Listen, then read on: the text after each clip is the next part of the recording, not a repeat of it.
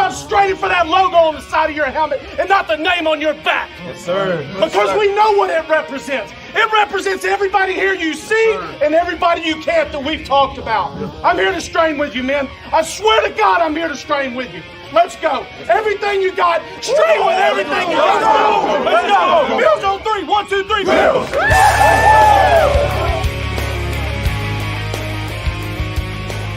You're listening to the Off Tackle with John Fina show with your host, Joe Miller.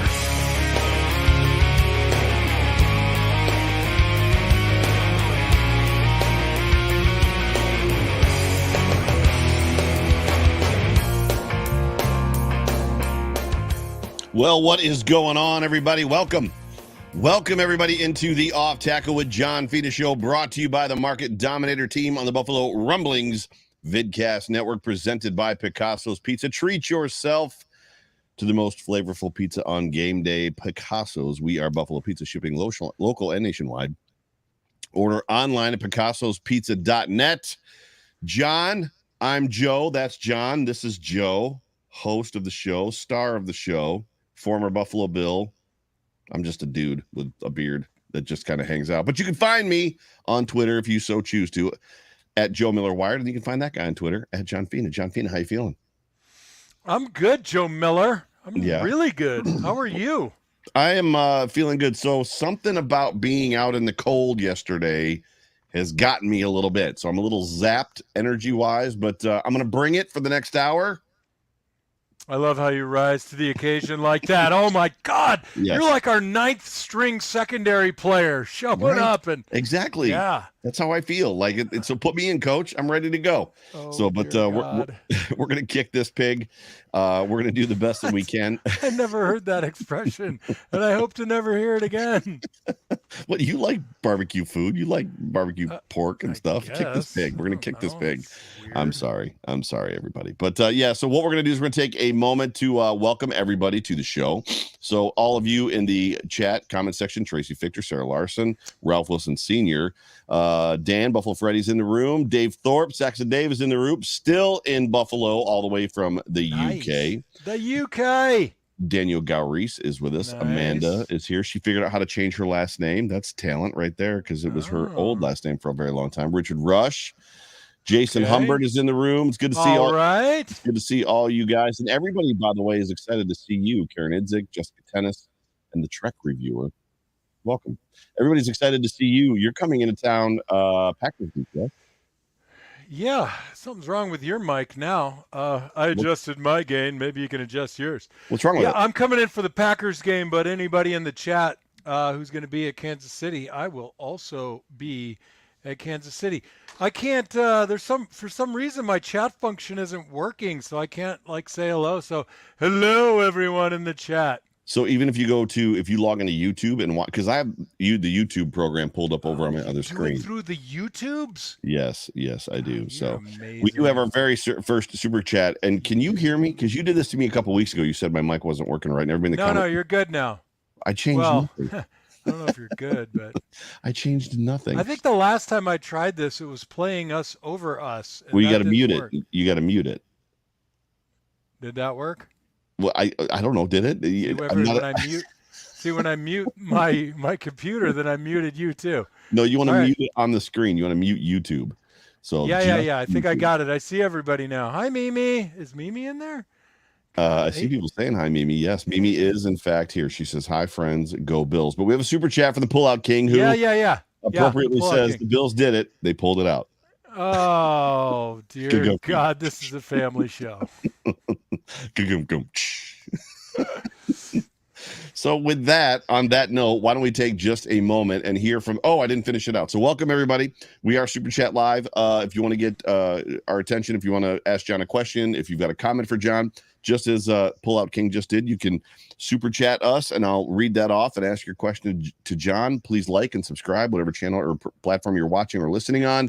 But this show, as we talked about, is brought to you by the Market Dominator. And here is the Market Dominator himself, Jonathan Spascheck. Hello, Buffalo football family. My name is John Spascheck, and I am the Market Dominator as well as the very proud sponsor of the John Fina Show, hosted by Joe Miller. You know, these are some of my very good friends, and I love what they do because they bring such a high level of excellence to the show, breaking the game down, helping us as fans understand it more, and so we can engage with love and support for our Buffalo football team. Now, folks, if you're looking to engage in real estate, I'm your guy, because I will bring these same qualities to the table for you to help you win in this competitive market. So whether you're selling or buying, you need to call 716-570-3298 if you want to win. Let's go, Buffalo! Let's go, Buffalo. If you've got a house to sell or you're looking in the market to buy, please give John a call, 716-570-3298. That number again, 716-570-3298. John is the title sponsor of the show, and we love him dearly. But we have a football game to talk about. And with that, what were your thoughts on that foot? Now, we have talked many times about the fact that we both hate the Steelers. So you hated playing the Steelers. You always felt like as a player they had the Bills number. And I grew up hating the Steelers because it always felt like the Steelers had our freaking number. So what were your thoughts? I'll let you go first. Thoughts on that game from yesterday? Well, it was hard for me because I grew up a Steelers fan. Oh, that's wild. Yeah, because when you're from Arizona and you're old as dirt like I am, you don't have a team. So when you're a kid, you choose a winner, right? So my neighbor liked the Rams, and my brothers liked Dallas, and I just gravitated toward Pittsburgh. I actually was Mean Joe Green up until like the day I was drafted, and then I became me. But now it's just really hard. I got some really good friends out here who are Pittsburgh fans, so I'm doing my fair share of gloating. The game, I can't find my prediction sheet, man. I don't know where it went in this mess. You predicted a W for this game. I know I did, but I wanted to track it. Now I have to go back and listen to our podcast, which sounds God, I can't imagine how bad that's going to be. Reliving all my bad picks. Oh no. This game went, I think I predicted 38-10. So, or 35-10 or something. I mean, it went how I thought it would. I think Mike Tomlin, I'm not bragging. I'm just lucky for once. My God, I'm so bad in fantasy football. I got to get a win somewhere. Mike Tomlin's a fantastic coach. I think he's going to the Hall of Fame. Yeah. Just because, my God, I mean, this if they have a losing season this year, it's his first ever. First. In what, 20 years? In 20 years, yeah. I think he's been a head coach for 12 or 15. It's either 12 or 15 years. But all right, 12 or 15. That's a hell of a long time not to have a losing season in this league. So it went pretty much how I thought it was going to go. I thought we'd find dominance. I was, to be fair, a little concerned about our secondary and our wide receiver position, but the wide receivers delivered. I think the secondary delivered, but it wasn't as obvious. We bent a little bit, but we didn't broke. No. What did you think? What did you think, Joe Miller? So there's always that never overly certain playing the Steelers. I've talked about it before. I don't remember if you were on the team, but I remember specifically the Bills were, it was one of the 90s years, and the Bills were, it was when Christian Okoye was on the Chiefs. The Bills were undefeated. I think they were 8-0, 9-0, or 10-0. It was some crazy number, like hadn't lost a game yet. They go into Kansas City primetime football and get waxed like 33-3. And I just remember being like, or not Kansas City, in Pittsburgh. And I've got the wrong game. Regardless, it just always seems like whenever we play the Steelers, that they've got, I'm like foggy tonight. I apologize, everybody. It just seems like whenever we play the Steelers, that there's the matchup is just right. So the amount of games that I can list off, whether it's the backups, the Malarkey team that was, all they had to do was beat the Steelers backups, and we go to the playoffs. We didn't. There's just so many times that we've played the Stevie Johnson game where he had the game-winning catch in his hands coming down, and he dropped it, and we lost that game. There's something about that Steelers team that they just always have played us tough, going back as far as I can possibly remember. And which is like what, 2 weeks? Right. So exactly. I expected a win, and I think I boastfully and proudly said that we would be in the 30s and they would score less than us. but Isn't that the definition of a win? They score less than us. Well, I'm going somewhere with this. I didn't expect it to be. I didn't expect us to win by 5 touchdowns, and that was effectively them pulling, taking their foot off the gas a little bit.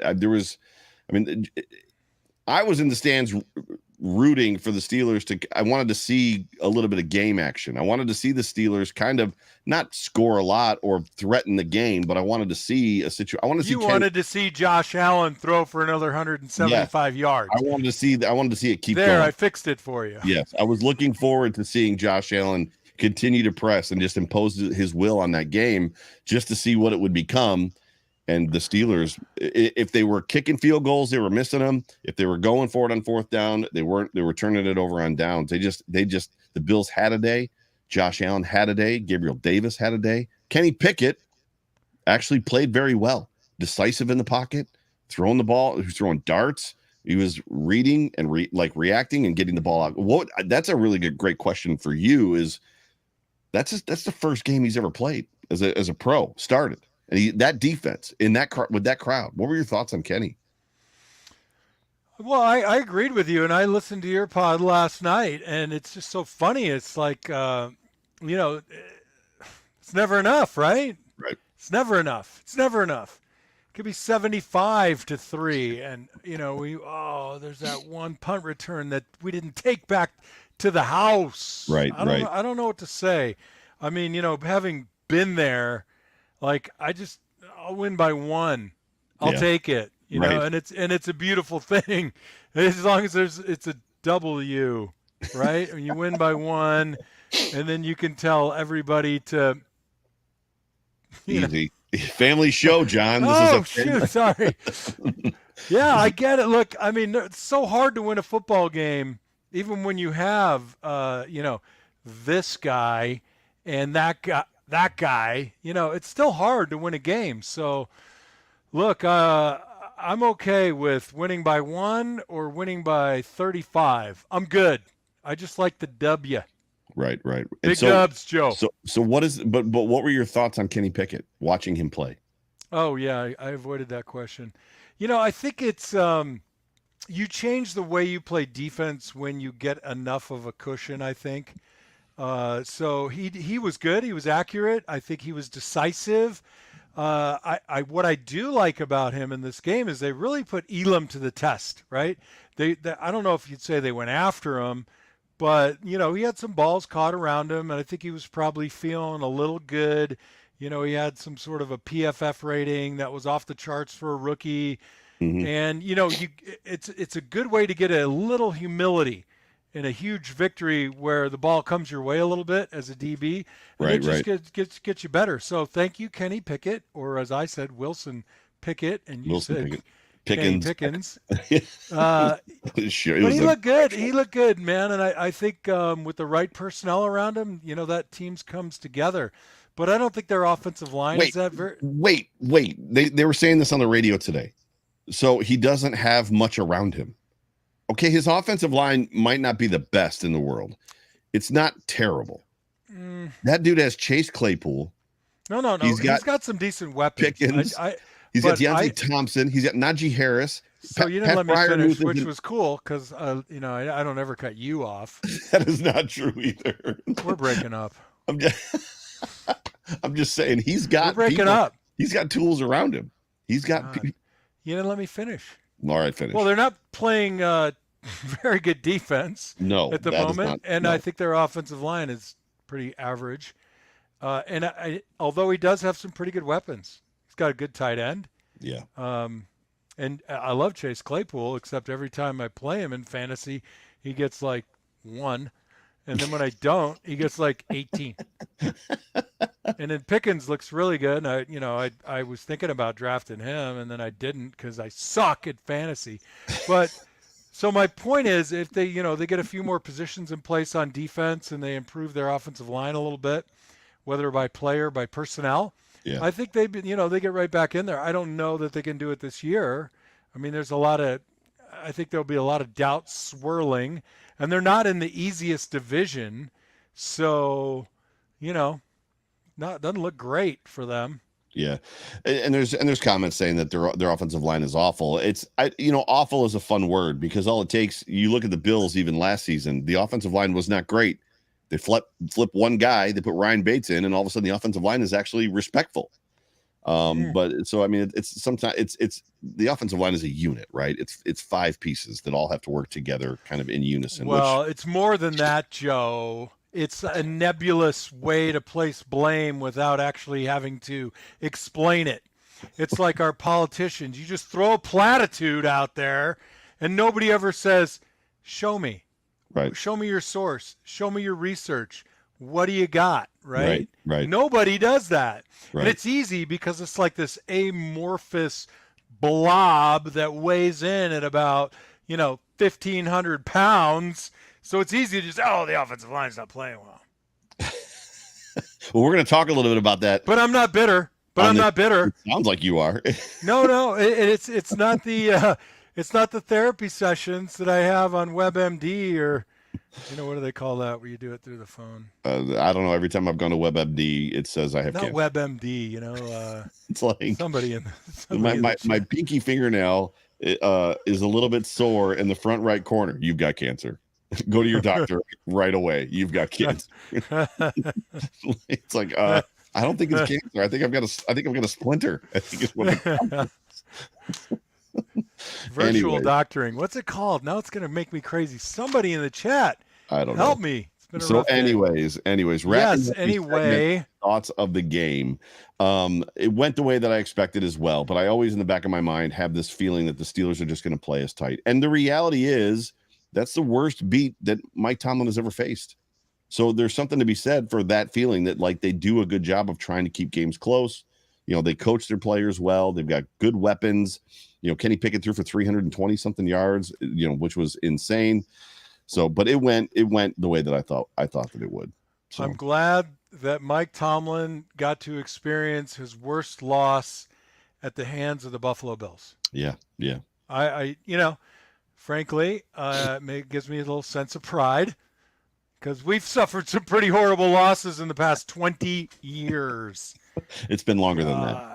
Is it? We've suffered some. It hasn't been longer. It just feels longer. Since 1960, when this team came into existence, we've suffered some horrible losses. So let's transition now. And before we do, why don't you give us a House Capital read? When we talk, I would love to talk to us about House Capital. I would love to. Hey, everybody. When you're looking to buy a house, everyone's got a guy. You might need work done on your roof. Your buddy's got a guy for sure. You need an inspection? I know someone. And when you're looking to get your financing together, nobody beats Brian Belser from House Capital Corporation. He is your guy. They help make the mortgage process simple, hassle-free, and understandable, which is a Herculean task. At House Capital, their preferred relationships with some of the top lenders give you the edge up in getting the financing you need. Take it to the house, Joe Miller, with House Capital and Brian Belser. I like that read because it's all true. Yeah. Who likes the mortgage process? I mean, if somebody can make that smooth and Brian can do it. Brian's a good guy. Yeah, Brian. Yeah. I have used Brian twice actually. I like him because he actually, unlike most people, he responded to my text by accident, and then I just started texting him all over the place. You were that guy. So let's talk about the good from this game. The good from this game. I'm going to go first with some of my thoughts on the good from this football game. I was very pleased. As much as there's people out there that are concerned about the defense, giving up 320 something yards passing to a rookie quarterback that was very decisive and the ball came out quick to some very, very solid weapons. I was pleased with what the Bills did. I felt like they kept everything in front of them. I felt like they challenged when they need to. It was clear they weren't necessarily trying to blitz Pickett. They weren't trying to get in the backfield and mess with his timing. It was almost like we don't know what we're going to get from this guy, so we're going to put him in a position where he's going to make mistakes. As you said, bend but don't break. And they executed it to perfection. There's moving to the other side of the ball. Gabe Davis, he had 2 catches at one point for 160 yards and 2 touchdowns, which that's an NFL record for the most efficient game that a wide receiver has ever had in the NFL. And then I just don't even know. Josh Allen was playing out of his mind. Like he was just, and it comes. I said this on the show yesterday. We're going to talk about the run game. You and I are, and we don't have video clips because YouTube keeps flagging us. So we're working on a workaround for clips. But I know that you're prepared to talk about the run game and some things that you saw in this game. It's all but up like, there, Joe. Yeah, but like I said on my show yesterday, as much as we all want them to establish the run and we don't want it to be done with 17, it's really weird because Allen is so effective with his arm. It almost turns into what is even the point of running the football? Like, let the dude sling it. He's good. So he was just in another world. So for me, that was a lot of the good. What did you have for good? I mean, a lot of the same stuff, I'll tell you. And it's funny because you look at the game and Josh made a couple of throws that were, but and again, we get into that situation where, we want to win by 75. 35 wasn't good enough, right? And so it's kind of hard when the bar is so high to look and say, he's still almost human. I mean, we all know he's in Men in Black, right? He's one of them aliens. But to be fair, he had a couple of poor throws, but you have to kind of like couch that with some of those throws were just incredible. Yeah. And, obviously he was on. I mean, he was really on. Gabe Davis was great. I got to tell you, I mean, I'm surprised no one has really talked about Quentin Morris and a couple of his grabs. Undrafted free agent Quentin Morris. Yeah. But he picked one out of the air from Josh that had to have been going at about 70 miles an hour. Scared him. Yeah, it was. It was actually. I always go 70. That's my number. It was on. 70 was on the field yesterday, pumping the crowd up, and it was not the right. It was the wrong 70. It was the other 70. Oh, Eric Wood's okay. We share that designation 70. So obviously Isaiah Hodgins. I thought Quentin Morris. Yeah, that was terrific. James Cook looked pretty good when he had open space. I mean, he actually made some pretty cool moves. Like he evaded a tackler on that touchdown. That was a nice little move. I thought the defensive front four were particularly good, especially when you look at the linebacker position. It was really Milano and Dodson, right? Right. So Milano the starter, Dodson played, I think, very well. He showed up quite a bit. And then we still have to remember, we're looking at a secondary with 0 returning starters from last year. Right. And this was game 5, right? We're 4-1. And of course, like Leslie Frazier's not an idiot. You're up by 28 or even 21. It completely changes the way you play defense, and it should. Right. I mean, I don't care if they go down the field 8 yards at a time and chew up clock and keep the ball in bounds, and you're not having guys like really trying to make a play. When the announcers say they got to get aggressive and take a chance, that's kind of when the bad things tend to happen too. So to be in a position where you don't have to do that stuff, that's pretty good. Yeah. So give up some passes. Let Kenny Pickens, Willie Wilson Pickett feel pretty good. And I thought that the protection was pretty good. I didn't think there were any issues with protection. Roundabout, it was a good game, except the running game wasn't as prolific as Joe Miller would want. But now I don't know where the bar is. That's not true. I'm the abandon the run guy. So you're the one that has always kind of kept me grounded. Like, no, they got to run the football, and I'm like, why? Well, they keep running play action, so they better run it every now and again, or no one's going to bite on that handoff. Well, looking through some of the video clips that you wanted me to pull before I got word that we couldn't show any, it seemed like a couple of them there were run blitzes called. So it looked, especially the first one that you had. So the Bills went run, and the Steelers knew it was coming somehow, and there was that run blitz was called, and the dude tangled up Singletary's legs. But I don't want to get to that. I don't want to get to that yet. Do you have any good stuff to talk about as far as from an offensive line or defensive line breakdown, or is it all more just talking about the run and kind of the trends that you see? Yeah, I mean, I think defensive front, I'm a little concerned. I didn't look at the injury report today because it was so busy. I know Jordan Phillips came out. Yes. I don't know if that's a recurrence of the hamstring, but when he's in there, we're a better team, I think. And I don't know that Ed Oliver disappeared as in not contributing, or I mean, they were good against the run, man. But then conversely, on the pass, they really pushed the center of the pocket. You know, I skimmed through the game pretty quickly today. I try to focus on the run game because that's what we tend to talk about. But I'll follow a few of the defensive plays just to see what I want to see, which is on the snap of the ball, are our guys getting up under the pads or under the jaw, the chin strap of the offensive line. And by and large, we're doing it. And we're seeing some pretty cool flashes from different guys. You know, we all were expecting to see a lot from Von Miller, but I think, you know, Groot, not like obvious getting there kind of stuff, but he's getting around it, you know. And as soon as somebody starts to pull the ball down a little bit, because Pickett, you know, he didn't do that kind of, I guess he had a few scrambles, but Wasn't not much. not quite through the middle like we might see from some other guys. Right. So I really liked Epinesa, did some good things. It was fun to watch the defense, actually. Yeah, the defense was one of the exciting things. So I think Najee Harris ran for 21 or 22 yards on 11 carries, and that was with having like a 7-yarder and a 6-yarder. So he had a couple decent runs inside of those 13 carries or 12 or whatever he had. And the rest were either for losses or for not much at all. It's funny because that was like the sticking point over the last couple of years, is the run defense was not great, and they very much shored up the run defense. Lawson is active, has a lot of action on that run defense. Like you said, Jordan Phillips, we know what Ed Oliver brings, and Daquan Jones is as good as advertised, and everything that we thought, you know, that Star Latulele was supposed to be. And then, you know, I'm not even talking about Tim Settle. Tim Settle has been fantastic as well. Yeah. So Groot and Carlos Basham and obviously AJ Epinesa, they're rolling guy. It's working for the first time in 3 years, this whole idea of rotating these guys. And that we haven't even talked about Von Miller. Von Miller.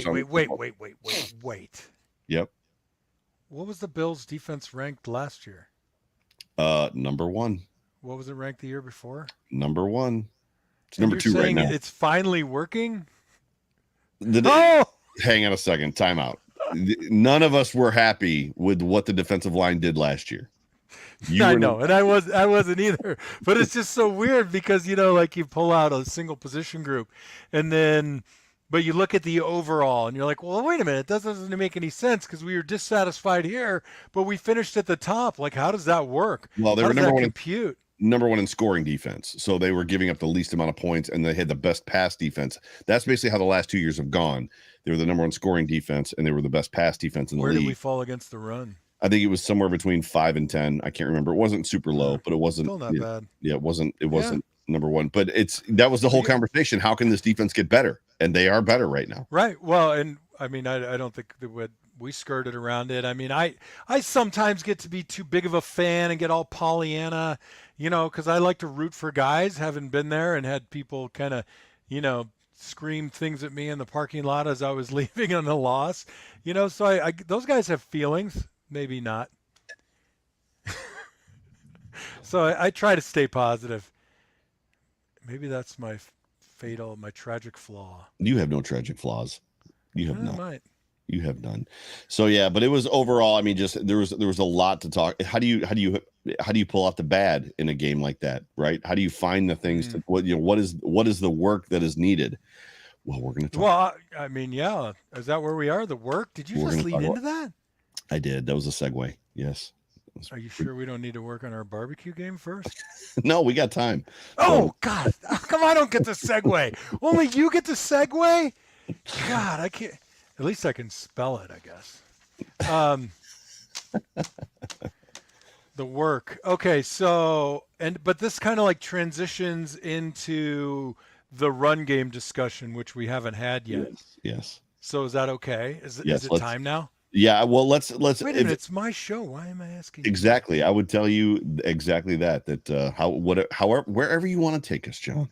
Take us there. Oh boy, I don't know. Has anybody in the comments section got an idea? Wait, Joe Miller's in the comments section. You might be right at Brian Bowers, but the were? Yeah, bro. Type it too fast. You're lucky that Janine Talley isn't in the comments section. She'd destroy you. I got a J9 Talley reference. The grammar police. So I love it though. I used to be like that. I did. Yeah. But you let it go. You were just like, no, I'm still in therapy.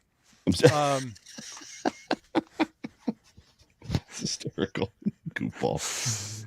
Talk to me. Talk to us. We have a good amount of time to break down what the HE double hockey sticks is going on with this offensive line still 3 years in. Why we cannot develop a run game with a talented running back in Devin Singletary. He is not talented.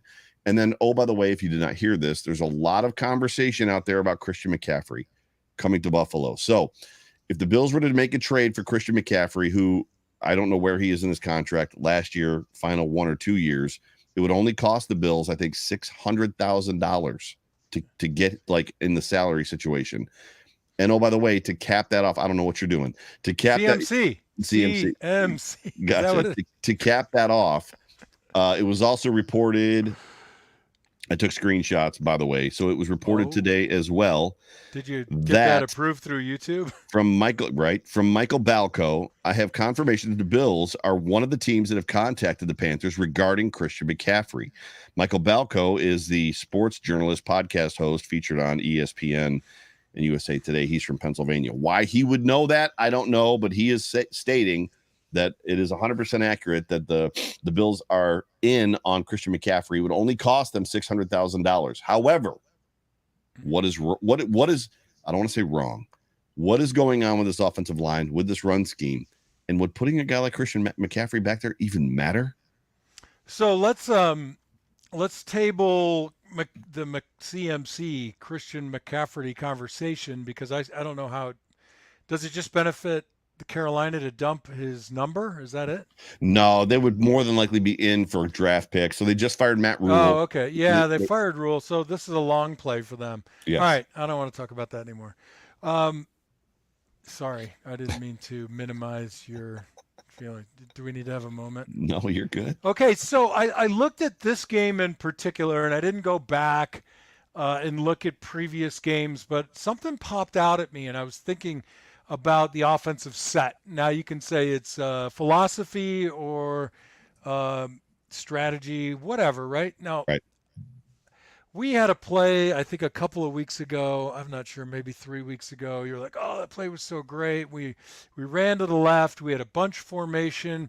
We had angles, and I can't remember if it was Zach Moss or Devin Singletary. We got into the alley on the left side of the field, and it was a big pickup. Right. So I've been kind of riddling that through my brain a little bit. And something happened last night when I was watching the film. Mm-hmm. Just got back from Flagstaff. And I'm just kind of like flipping through, looking at the run game, because I'm hearing all this, mostly from this guy Joe Miller, about the run game and frustrating. And I believe in the run game, and I see how great it is, how Baltimore's used it to their benefit, and how Tennessee, and we always talk about when the upcoming teams are coming along about their running attack when they have a good back, and it's like I want to be that team. I want people to like be worried about our running game, you know? So what's wrong with it? I looked at this game in particular, and go back and look if you want. All of our, I should say, at least 3/4 of all of our failed running plays were with bunch sets right off of the tight end or tackle area, and or along with a wing position from Sweeney or Morris. All of our successful running plays, 90%, 75%, excluding Josh Allen, were from simple sets. Whether the tight end was on the ball, there was one where the tight end was off the ball. I think it was Sweeney. And here's where I'm going with this. When you bring everybody into the box with that formation of 2 receivers and a wing on one side, you're creating a lot of conversations from the center across. Mm-hmm. And defenses and defensive athletes now are so good that on the snap of the ball, a guy that you think might have leverage can be inside, and the other guy goes outside, which happened to us on 2 plays. So the one where you're talking about Singletary getting caught, you're like, oh, they knew the play. I don't think they did. I mean, they probably see that set as a 50-50, meaning we're going to run one particular run play out of it, or it's a pass. And either way, there's an upside. Right. Like, I don't think they were worried about power or counter coming out of that. Right. Brian Bowers asked a question, aren't most of our running plays inside zone out of shotgun or RPOs? Well, that's exactly my point. So when you're running it from this grouping of people within the box, you're making the math harder. And I don't really mean like chaos math or anything like that. But now you're asking the center to not just identify defensive personnel, but now there's so many more things they can do to disguise the defense because it's tighter, that you might be picking this guy as the Mike, and then on the snap of the ball, that guy ends up being the Mike. Or even if you're right, by the time you get all the way across the formation where you got Diggs and Davis and Sweeney trying to figure out which of the DBs and linebackers are whose, right? There were 3 of those plays where I was like, wait a minute, why is Morse going at that angle, or why is he going to that guy? And I'm trying to if I have to rewind the film like 6 times on a running play to figure out who's got who, right, that's bad. Right. So my opinion, Moss comes from Utah, where they did a lot more spread. I don't remember what Singletary's college running plan was like, but I think these guys, being as a more diminutive stature, would benefit more from fewer people in the sight line and much bigger wide open spaces. I don't know. Me? Yeah, I don't know where Singletary came from either. The funny thing is they've got 3 running backs on this football team that are all very different, right? So James Cook, Singletary, Moss, very different running backs. And I think that's part of the problem. It's one thing to have a change of pace back, right? Thurman Thomas, Kenny Davis. But even still, Kenny Davis could do a lot of the things that Thurman could do. And then there's a lot of times when you've got the big beastly guy that's going to like crush you, and then you get the small twitchy guy behind him for third downs, or vice versa. You know, when you think about, I'm not going to agree with you. Okay, I'm not. But I'll tell you which part are you not agreeing with? Well, that they're that much different, that their skill sets are more aligned for a specific type of running attack. I think at this level, they can all succeed as long as the philosophy is right. I just don't think we're taking advantage. Look, and I didn't want to say it, but I don't think that our edge guys block very well. I don't. So you're saying wide receivers or tight ends? Or tight ends. They're I think our tight ends are average blockers. Gotcha. So I think that's a big problem. Daniel Gowries says that Moss and Motor are similar in his opinion. I disagree wholly. Like, to me, Zach Moss is a one-cut downhill zone running back. Like, he is not twitchy. He's not going to make a guy miss. Devin Singletary has attributes. So listen to me carefully. Attributes. That doesn't mean that he has the potential to be, or is even close to, but he's got some similarities or attributes to a Barry Sanders. If he gets you one-on-one in space or 2 guys, he can drop a dead leg, spin out of it, and make them both miss and run into each other. Zach Moss is not doing that. Meanwhile, Devin Singletary isn't really a one-cut-and-go guy. Like, to me, they're similar in stature, but I don't think they're similar running backs at all. Silence. Yeah, I think you're overthinking it. I won't disagree with your characterization and description of their abilities and the differences between them at all. Yeah. However, go ahead. What I will tell you is there are only a certain number of running plays in the book. And we like to be an inside zone run team. And my point is that both of those skill sets work for inside zone, and they work for interior power, whether it's trap or short power game. Right. The problem for them is there's too much noise on the edge. And if you go back and look at one of the clips I sent you, and anybody else, everybody in the chat recorded the game. James Cook, it's zone left, and he doesn't make a bad choice for cutting back behind the block from the tight end. It just so happened the defender made actually a pretty good play. But when I was looking at it, I thought to myself, he could have pressed that play side and got 3 or 4. Right. Burrowing in and getting a few yards. He broke it back, which wasn't a terrible decision. He gained 2 yards. But had he broke that tackle, which was kind of a shoestring tackle, so to speak, he'd have been down the field 20. Right. And right. I think that our guys, regardless of how you want to mince up their abilities or compare them or contrast them, I think they would all benefit with a better philosophy from the run game. Now, what we're not taking into account is all that bunch stuff might be helping the passing game. Well, that's the part about the passing game, right? So for me, I don't want to be a run first team with Josh Allen as my quarterback.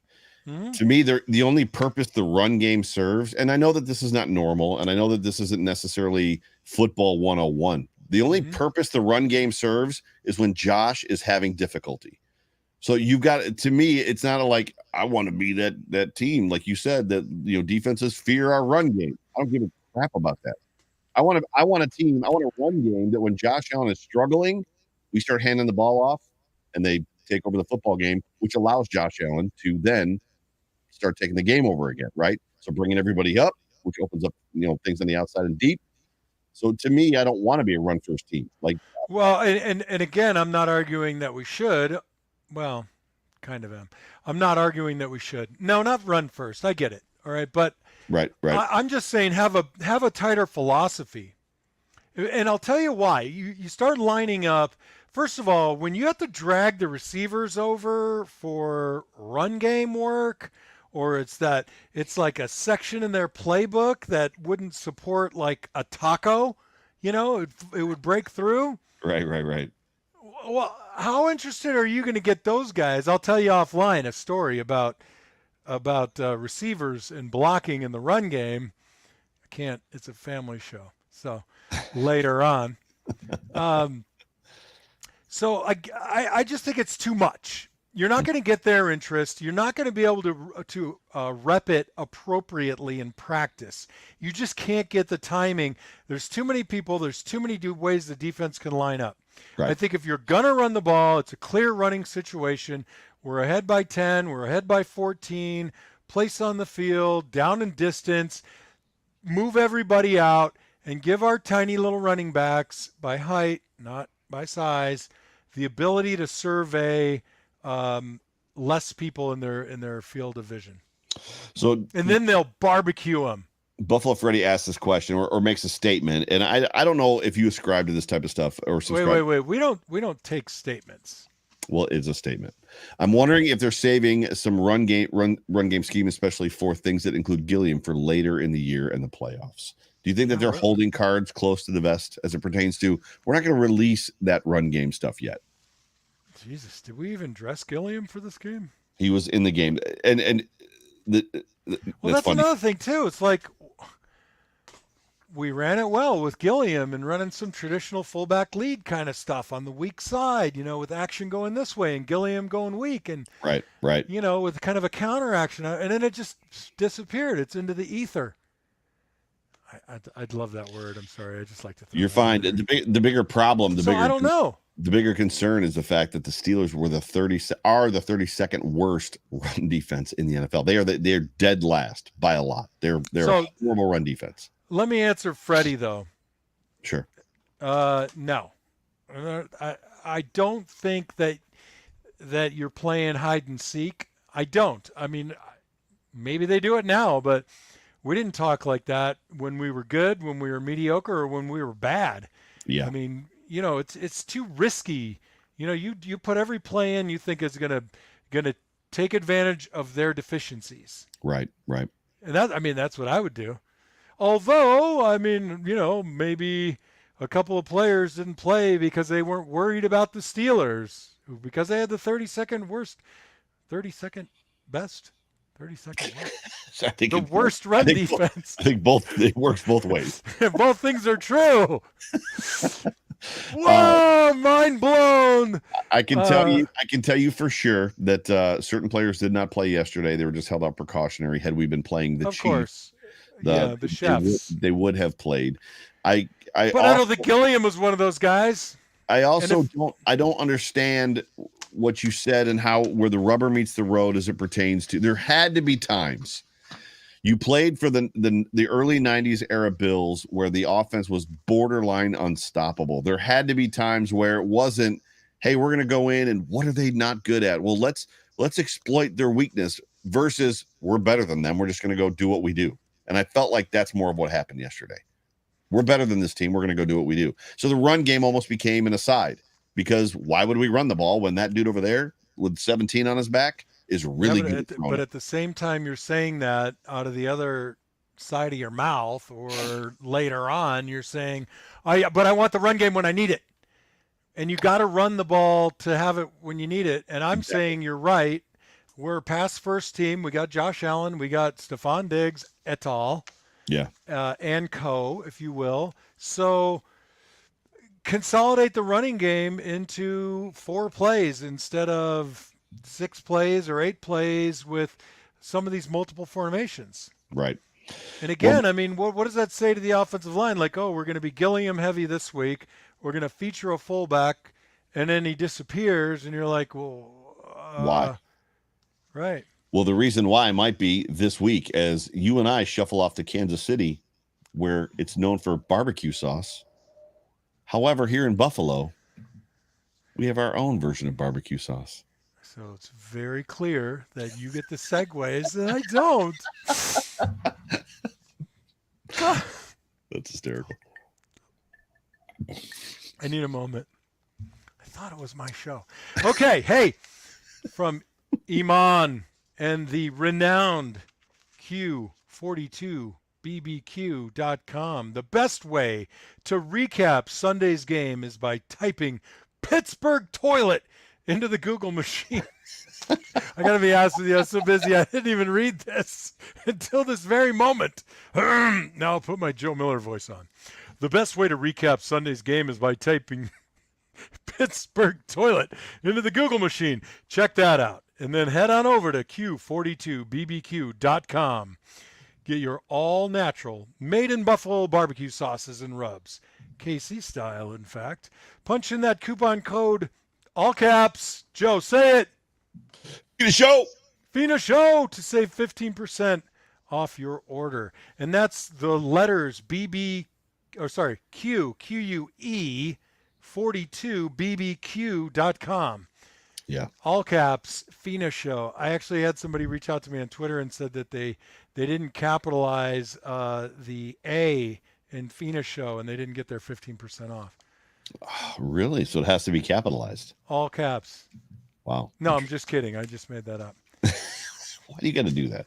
Why do you be that guy? I had the opportunity to stop by Iman's tailgate. Oh my God! He did the steak. Drew from the Rock Power Report. Yeah, he had some flank steak that was freaking unbelievable. So good. And then he had some prime rib that was on top of bruschetta that was also amazing. And then I got over to the Mafia House, and Buffalo Freddy, who's in the chat, was making barbecue pastrami sandwiches as he likes to call them. And I ate well yesterday. And then I forget the name of the guy, but some dude gave me deer jerky that was venison jerky that was unbelievable. Go ahead. I'm just saying, I'd like to make a request for the Green Bay tailgate to Buffalo Freddy and Iman. Repeat. Lather, rinse, repeat. I love pastrami, and I need a food photographer with me because it's like Iman read my mind because I did flank. I don't know, it's like, or skirt about 4 weeks ago. And it looked just like that. And I did the coffee rub, his coffee rub. Have you used it yet? I have not had the coffee rub yet. Jeez Louise. That's it. Louise, Show's over early. I got to go eat. That's hysterical. So this week, right now, as this show is being recorded, the Chiefs are playing the Raiders on Monday Night Football. It is currently 7-0. The Raiders are winning this football game and driving again. We go into Kansas City this week at 3:15 local time to face the Kansas City Chiefs. You and I will be there. Here's the wait. What time is kickoff? 3:15 Kansas City time. Oh, right. 3:15. No. Is that right? I thought we were the Sunday night game. No, it's the game of the week, 4:15. Oh. Wow. Does that change things for you? Or are you not going to? It does. I might have to go to bed earlier on Saturday night when we arrive. I was like, when you have next expectations right there in the box right there, I was thinking like, oh my God, Bills Mafia is just going to kill it. We're going to have the best time. My first away game, not really, but it sounds good. Yeah, you played a lot of away games, 8 of them a year for 10 years. Well, as a fan, bro, as a fan. Gotcha. And I got stolen the whole COVID year, 4 games on the West Coast. Yes, I'm still bitter. Wait. Not going to get too deep into it. You were at the Rams, but you didn't go to the game, right? No, I didn't go to the game. Yeah, that's right. It was just the timing was bad with my cousin and my son Bruno, so I just rather watch the game with them. But literally at Arizona, at San Francisco, at LA, at the Raiders, missed them all because of the vid. No, because whatever. Anyways, moving on. So I feel like I had a season stolen from me. From all of us. So going into this game, is this an opportunity? We saw, to Buffalo Freddy's point in the comments, we saw them do the Gilliam kind of power run stuff against the Rams, and then it vanished. When you think of the Rams and you think of who they are, for, offensively and keeping Matthew Stafford off the field, is this an opportunity, or is this potentially a time where we might see that wrinkle added back to this football team? Because we have not seen it in the last 4 weeks. I like the idea where you're going with this, because I think we're getting to the point where they think this Buffalo KC matchup is some kind of like ballet finesse extravaganza. Right. And I think we could tolerate a little bit of helmet in the mouth kind of thing. Right. Right. So a slug to the gut. And if you put Gilliam in there, I'd rather see Gilliam and some weak side zone and some modified counter with Gilliam chasing the guard than this bunch set zone garbage that's not working. I said garbage. So you could do both. You can bring Gilliam in and run some power football. And by the way, I mean, he's shown himself to be, quite the receiver. And if I hear another announcer say pass catcher than just receiver for anybody who receives the ball, I hate that expression. Yeah.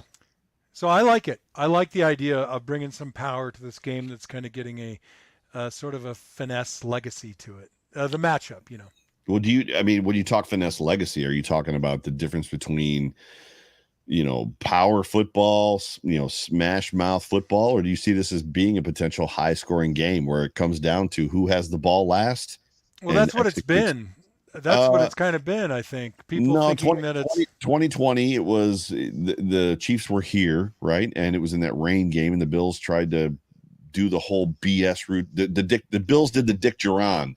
The whole, we're going to try to possess the ball and keep the ball out of Patrick Mahomes' hand. And if we limit his possessions, we'll keep it close. And then we'll only lose by 4 instead of losing by 20. It was Dick Duran football to a T. And like the one time that bitterness is seeping out of you. The one time that it worked against the Colts and we beat them, I think. And it was like, I've been proven right. And it's like your whole entire career, Dick Duran, other than one season with the Bears, you've been awful regardless of that. And then after that, there's been aspects of, yes, trying to fling it down the field as much as possible to keep up with them. I think it's got to be a shootout. I don't know how this defense is better than it's ever been. So there's they can shut them down. But even still, if you can beat the Chiefs 35-7, you do it. No, I don't disagree with you. I just think that if, we'd be better off bringing Gilliam in and running those types of plays that they want to run without having that bunch set right outside the tackle's hip. Mm-hmm. Right? So I think both things can be true, but we're more powerful when we're moving in a tight inside zone scheme, right, or a power scheme. And I don't think that the bunch set play grouping has either of those things. Right. You're going to go back and watch the game. And probably. It's just I'm excited for this game. I'm excited to be there. I've seen the Bills play Kansas City in Kansas City twice. We've lost both times. Oh my God, you should stay home. The most recent being obviously the playoff game. last year. But that crowd is great. They're second to one, in my opinion, and that's the Bills Mafia. They're a great crowd. They're a great fan base. They're annoying, and they're an annoying fan base even when they're bad. So they're even worse when they're good. I thought you meant they're the second best fan base, meaning fan experience. Like when you're in the stands, they're going to be congenial and decent. Oh no, I meant like it's a very college environment. They're loud. I've told you before. So like, and it's funny how many people have chirped back your comments to the Mafia that like when to get loud. You want to get loud while they're in the huddle, not when they break the huddle. And it's funny because like people, not that 70,000 people paid attention, but I was noticing the fans were kind of getting loud sooner before. So the Bills fans do that, right? They get loud, ball snap, they come down. They get loud, ball snap, they come down. In Kansas City, and you'll learn this Sunday, as soon as the Bills get on the field. What do you mean I'll learn this? Like I played there. Here we go. I played there. I've been to Kansas City. As a fan, we're talking about you. Bro, we're going to see each other this weekend, and you're just begging for an ass beating after that one. I got my knee fixed. I'm ready to go. Listen, there will be a moment where I just surreptitiously slide up behind you and put you in a little headlock. Listen, I hate to disappoint you, but Jerry O loves me, and I got a bodyguard this weekend, and Marino's gonna be there. Like I'm good to go. So my kids, are you gonna beat me up with my kids there? Come on, no, you're not. Yeah, I need to take you down a couple of notches. Anyways, all that to say this. What's your prediction? What's your expectation? I think we have to run the ball a little bit. I get it.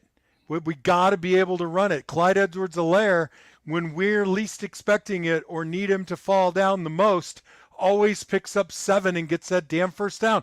We need to have that ability to do it. There, I said it. I don't disagree. I just don't think it needs to be a reliance or a dependence on the run early. I think they need to run when it matters and run when it stings. And agree. Running when it stings a lot of times means Josh Allen. So Josh Allen doing what he did last week against the Ravens, where there was only 4 called run plays, and the other 4 that he ran were basically him having the liberty to read and react. I took the snap. I knew what was going to happen, so I took off. And to me, which he's done, he did that in the last 2 games against the Chiefs, and it did hurt them a little bit. But obviously, the regular season game last year, they won big last year during the season, and we know what happened. To be honest with you, the Bills might be a better team than the Chiefs right now. Even with the loss in KC in the playoffs, the Bills might be a better team. But getting into the mindset of our fandom and the people who will thankfully download and listen to this glorious podcast, what do you want from tonight? Like, do you want the Raiders to beat Kansas City? Knowing that their game is, a day and a half later than it should be, because they're playing a Monday night. They just went up 14-0. So that doesn't mean anything because it's the freaking Chiefs. Right, because it's Mahomes. I get it. Right. So, but they just went up. And Mahomes, a lot of times, for whatever reason, seems to play better when he's down by two possessions. But 10 points, double digits. I don't know what the answer is. I think that it benefits the Bills to be coming off of a win, a relatively easy win. Having a full week versus the Chiefs who have a short week, although it is home to home, which makes a difference because they don't have the travel day, right? So all about that. So it changes their schedule for them or helps their schedule. You got to speak to it. So you are big on the whole remember the feeling, forget the game. So if they lose in this football game, remember the feeling, forget the game. I mean, are they going to take out a loss to the Raiders on the Bills? I felt there was a lot of people calling this game for the Chiefs over the weekend. And somehow they were going to wax the Raiders because it's Mahomes. And I was like, the Raiders have played the Chiefs tougher than anybody else. I mean, it's an interdivisional rivalry, and the Raiders have beaten the Chiefs several times in the last couple of years. Like, I didn't get that at all. Like how they were it was almost like a foregone conclusion that the Chiefs were going to beat the Raiders. And I was like, I'm not so sure. And right now they're winning 14-0. I would rather see the Raiders win. Flying from Buffalo to Kansas City, I mean, you really don't feel the effects of travel until you are going really far. Right. Which is why the alignment, I think, was so much better for the Cardinals. Not that it really, in the end, has helped very much recently, but I mean, when they were in the East, they had to go so far. So I don't see that as being a big deal, even though they're playing on Monday night. They don't have to travel because the Bills are coming to them. That's not part of my thought process. But for me, it's more about sowing a little bit of doubt. Like, I know that they think they've replaced Tyreek Hill, right? But did they? And if you can create a little bit more doubt, and you create a little bit of maybe a little panic, I don't know. The lack of Tyreek Hill on that football team matches up for the Bills better than almost any other team that the Chiefs are going to play against, because Tyreek Hill, as much as there's been times that they've borderline contained him, he has hurt. Now, dealing with Kelsey is one thing. Dealing with Kelsey and Hill are two different things. Yeah, no, I totally agree with you. I definitely would rather see the Raiders win, a little bit of doubt creeping into the Kansas City organization. And then especially when you look at the success that the Buffalo Bills have had, I hate it when I do that. When the success of the Bills has been so strong in the first quarter of every game, and we've been strong defensively in the second half of every game, only allowing one touchdown, one touchdown this year, right? And the fact that, thank you, Tracy, it's telehealth. I'm still stacking up all of my telehealth appointments for the 2 losses that you attended, which were your fault. I will say that the only having given up 1 touchdown in the second half this year probably ends this week. Well, maybe, but it's still an insane statistic, right? I mean, I'm like, woo! I read that today. I was like, I really hadn't thought about it, because there's so many things to think about. Like, this team is just like dripping with and just oozing with wonderful stuff to talk about. Yes. Whether it's the receivers responding or the DBs, with a whole cast of characters changing like this. It's just fun. Like, it's fun to win. I don't know if anybody's ever said that before. Fun to win? I don't think so. I know, right? I mean, who would have thunk it? Trademark John Fina. Yeah. I want a penny every time somebody says that. Says it's fun to win. Dear God, it's fun to win. So well, much better than losing. I'm excited to see you this weekend. I'm excited to hang out. It will be the highlight of my trip to see your family. Maybe not so much you, but wow. I'm kidding. I'm kidding. It's going to be great. Honestly, I hated playing in Kansas City, so I would like to kind of flip that script for us. Given the last 2 that you went to, we're on the L side. Yeah. So. Yeah, we'll see what happens. It's gonna be a very good, obviously competitive, enjoyable game. So it's probably the best game this season. It should be the best game this season so far, out of all of the NFL, right? It should have everything that we're looking for as far as that goes. It could come down to something simple like turnovers, right? Well, I think in the AFC overall, you're right.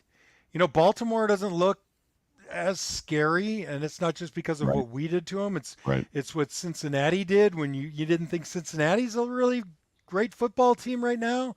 So I mean, I don't even know, is that the North? And in the South, I mean, who's in the South right now? The Jaguars just lost. Obviously, the Colts, Texans. Right. I mean, there's really not anybody. And then you got the West. So it's just.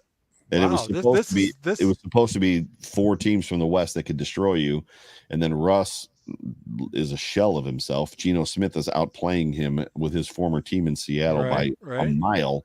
Right. The Raiders have an awful offensive line who are winning in this football game right now. And then obviously the Chiefs are the Chiefs, and then the Chargers are, who knows what the Chargers are going to be. Specifically, how do you quantify the Raiders' offensive line play? Because a blanket statement like that I find to be a little dismissive toward my former position group. Why do you have to take offense to everything when somebody talks about? I'm just telling you, I have not watched every Raider game. I'm just telling you what I've heard from Good Morning Football and the shows. The Raiders' offensive line has been letting them. And there are instances where offensive lines are bad. I've been on some of them. In college and in the pros. Mm-hmm. And so it's not unheard of. It's just more likely that the rest of the team is terrible and they just can't live up to the offensive line play. I don't even know what that means. What was that? Trademark that one. If you're going to trademark one, because nobody, I guess that's not what you want to trademark. That was awful. I'm going to end the show with that. Ladies and gentlemen, you've been tuned into the Off Tackle with John Fina show, brought to you by the Market Dominator team, by House Capital and Q42 Barbecue on the Buffalo Rumblings Vidcast Network, presented by Picasso's Pizza. My name is Joe Miller. I'm the host of this here wonderful show. You can find me on Twitter at Joe Miller Wired. That there is the star of the show, John Fina, former Buffalo Bills offensive tackle for 10 years. You can find him on Twitter at John Fina. John, any final words? Yeah, if you like the show, tell your friends about it. They can go back and listen to it on all the download locations. I mean, we're having a great time. We love our comment section. We love the Bills Mafia, and we'll take some heat if you want to challenge us. I won't think about it for very much longer after the show, but I will be offended for this long. We're having a great time. We're hoping that you're having a great time with us, and I am John Fina at John Fina on Twitter. Love you guys. We'll talk to you soon. And next week will be interesting because you'll be traveling, I think, and I'll possibly traveling, but we'll figure all that stuff out. Regardless, love you guys. Talk to you soon. Go Bills. Go Bills.